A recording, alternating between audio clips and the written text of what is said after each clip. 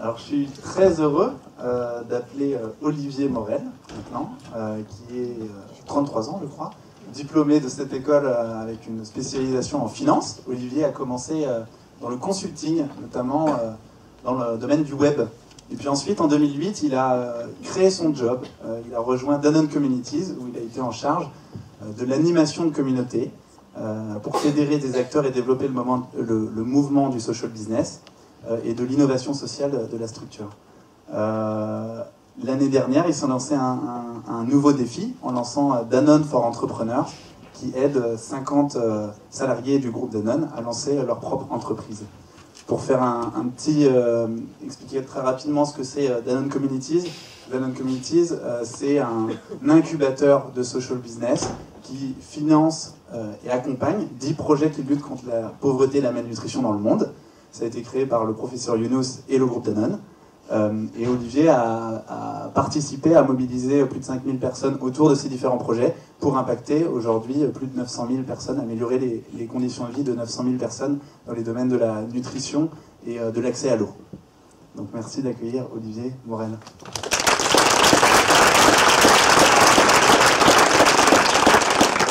Merci Mathieu.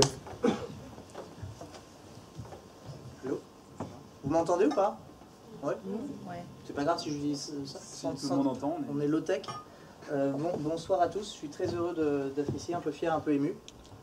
Je suis donc Olivier Morel, j'ai 33 ans. Et j'ai décidé de consacrer déjà un tiers de ma vie à tout changer. Alors je pourrais vous parler de ce garçon ambitieux qui est en moi. Et pour autant, exception, je vais vous parler de la jeune femme qui est en moi ce soir.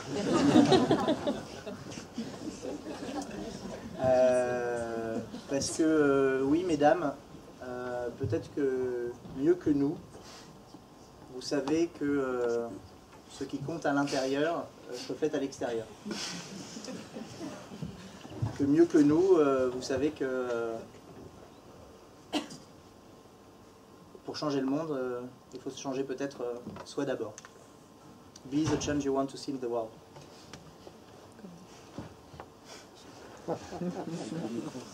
Pourquoi est-ce que j'aurais autorité, droit, moi, Olivier, de changer le monde? En quoi est-ce que les changements que je pourrais voir dans le monde contribueraient à une pacification des relations, une pacification de la planète, plutôt que contribuer à une autre forme de désordre? En quoi, sur quoi est-ce que je baserais ce bon sens ou cette légitimité? Peut-être, sans doute, sur ma vision idéale du monde, construite sur des valeurs. Et moi, jeune étudiant policé, attentionné d'école de commerce en majeure finance, j'avais un certain nombre de valeurs pour le développement économique, social, environnemental de la planète, et ça devait passer par un goût pour la compétition, une confiance dans le marché, une confiance dans la croissance, une confiance et une croyance en l'entreprise, et puis un goût pour le confort et une envie de le partager à un niveau mondial. Et pour autant, ces petits morceaux de valeurs, ces morceaux de chaîne de valeurs,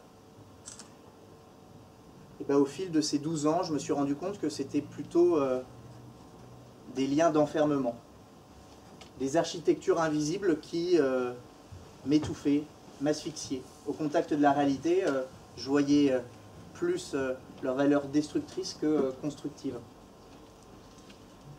Alors, dans les quelques minutes qui vont suivre, je vais vous parler de la manière dont j'ai essayé de m'évader de cette prison de pensée, de cette représentation du monde. Alors, pour s'évader, il y a deux moyens. Il y a le voyage, et puis il y a la littérature. Donc, je vous parlerai à la fois d'espace et puis de lecture. Ça sera un voyage géographique, mais ça sera avant tout un voyage émotionnel. Parce que là où la pensée asphyxiée m'est possible, eh ben, c'est en me reconnectant à mes émotions que j'ai sans doute créé, ouvert des chemins de traverse. La première valeur que j'ai été amené à challenger, c'était celle de la compétition. Et j'étais en colère contre cette compétition. Grosso modo, ce qu'on m'avait appris, c'est mangez-vous tous. Mangez-vous les uns les autres. L'émulation, le meilleur de soi-même passera par de la compétition. J'étais en colère contre ça parce que je voyais dans le vivant plein de mécaniques de coopération qui existaient mais qu'on déniait dans nos livres d'enseignement économique. J'étais en colère, en rage. Alors pour apaiser cette colère, eh ben, je me suis engouffré dans les dynamiques du web. Les dynamiques contributives, participatives, open source. C'est là que j'ai pu découvrir comment est-ce que les projets bénévoles, ouverts, transparents, pouvaient rivaliser avec des projets propriétaires, mercantiles, tournés uniquement sur le profit et pas sur le bien de l'utilisateur. Et puis, en m'engouffrant dans ces espaces de création digitale, il y a aussi une lecture qui m'a profondément marqué, c'est celle de Robert Axelrod, Comment réussir dans un monde d'égoïstes, qui relate toutes les dynamiques de coopération qui peuvent se mettre en place dans une économie du partage. Deuxième valeur, c'est ma confiance dans le marché. Et ça, le tiraillement que j'ai eu, le mal au ventre que j'ai senti par rapport à ça, c'était la peur. J'avais été élevé en faisant confiance au marché, en faisant confiance dans les équilibres de demande, d'offres, que ce soit sur les marchés de consommation ou sur les marchés de l'emploi. Et j'ai vu, malheureusement, et vécu très proche de moi, des personnes victimes du chômage. Et j'emploie le mot victime, parce qu'on subit le chômage. Les théories de liquidité de marché de l'emploi n'existent pas pour moi, n'existent plus pour moi. Parce que nos gains de productivité sont tellement forts, et il faut nous en féliciter, je ne pense pas qu'on puisse, et c'était une réalité du XXe siècle, garantir un emploi pour tous. Et j'ai eu peur pour des proches qui ont perdu leur emploi. J'ai eu peur aussi pour moi. Et donc, pour m'apaiser, le lieu où je suis allé, c'est de rejoindre une grande entreprise. Je pourrais vous faire le scénario de changer le monde de l'intérieur, non ? La première motivation que j'ai eue, c'était de quitter des startups dans lesquelles on se bat pour la survie au jour le jour et rejoindre un paquebot un petit peu plus confortable qui était le groupe pour lequel je travaille.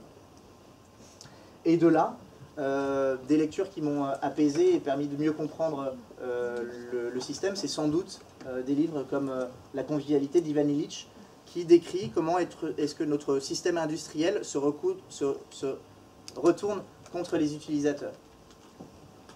Comment est-ce que nos outils, au lieu de nous servir, eh bien, nous asservent. Troisième émotion, c'est l'émotion de la tristesse, rencontrée face au culte et la valeur de la croissance.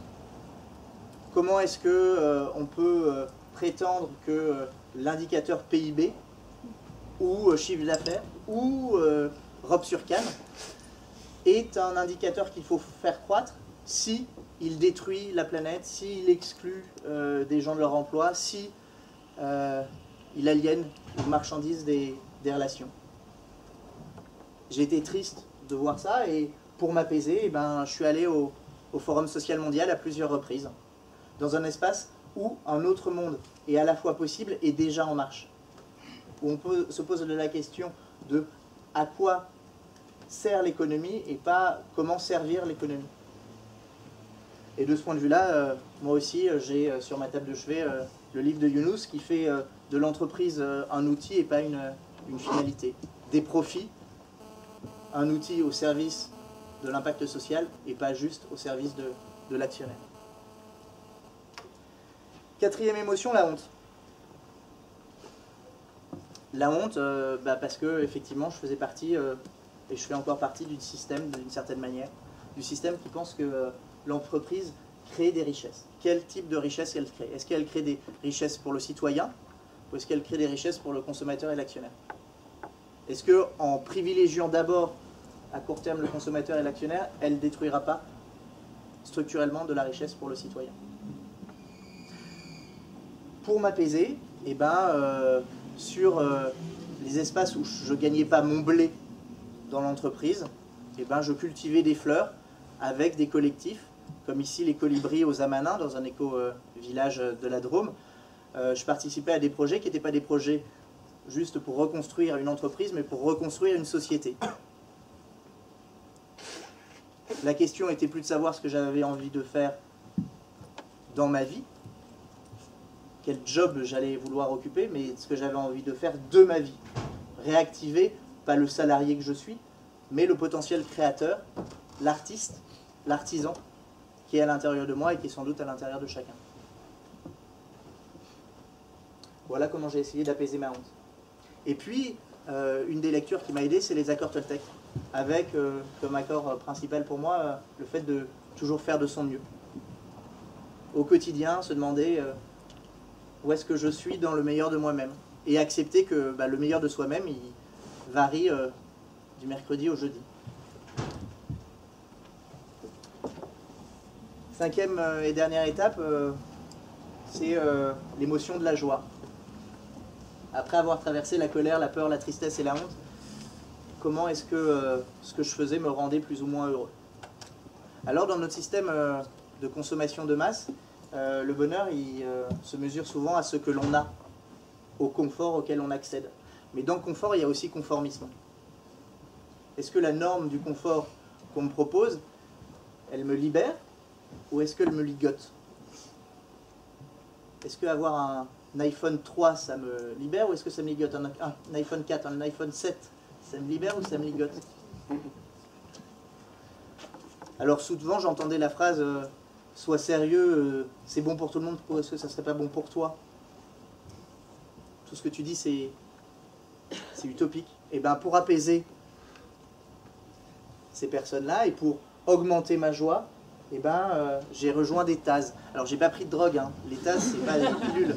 Non, c'est TAS, c'est Temporary Autonomous Zone, zone autonome temporaire, des zones dans lesquelles on a de nouvelles règles du jeu pour être ensemble.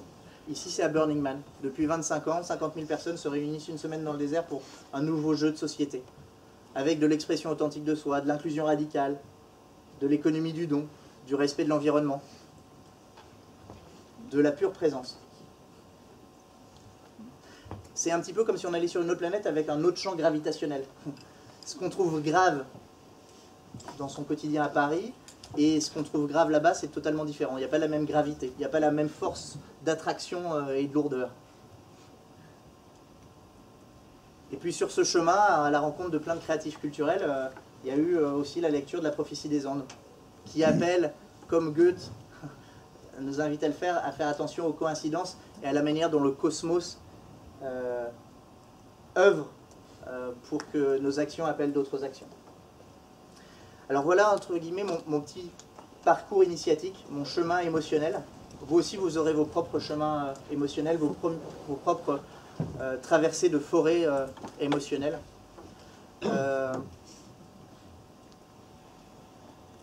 Le meilleur organe pour ces parcours, ces aventures initiatiques, c'est peut-être pas uniquement le cerveau.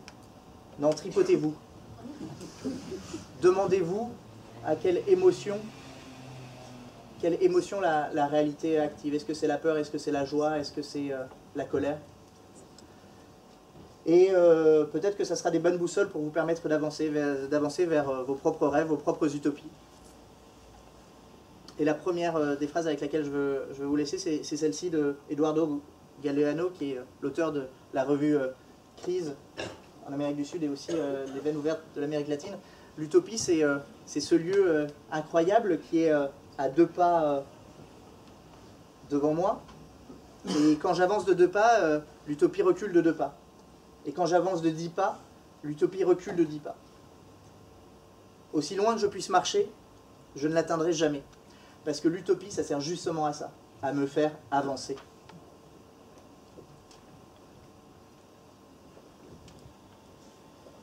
Mon dernier voyage, et c'est avec l'émotion sans doute la plus belle qu'on peut avoir, c'est avec l'amour que j'y suis allé, avec ma chérie qui est dans la salle. C'est dans une utopie qui existe depuis 40 ans, qui est Auroville, et qui est basée sur les réflexions de Sri Aurobindo, activiste, philosophe indien du début du XXe siècle, qui disait notamment que l'homme est une espèce en transition, enfin l'homme et la femme, pardon, il y a eu beaucoup d'hommes, mais on fait partie de la même espèce, vous l'aurez compris. L'homme et la femme font partie d'une espèce en transition. Et pour la première fois, notre espèce peut être actrice et consciente de sa propre évolution. notre représentation du monde, notre conscience du monde, peut évoluer par notre propre action.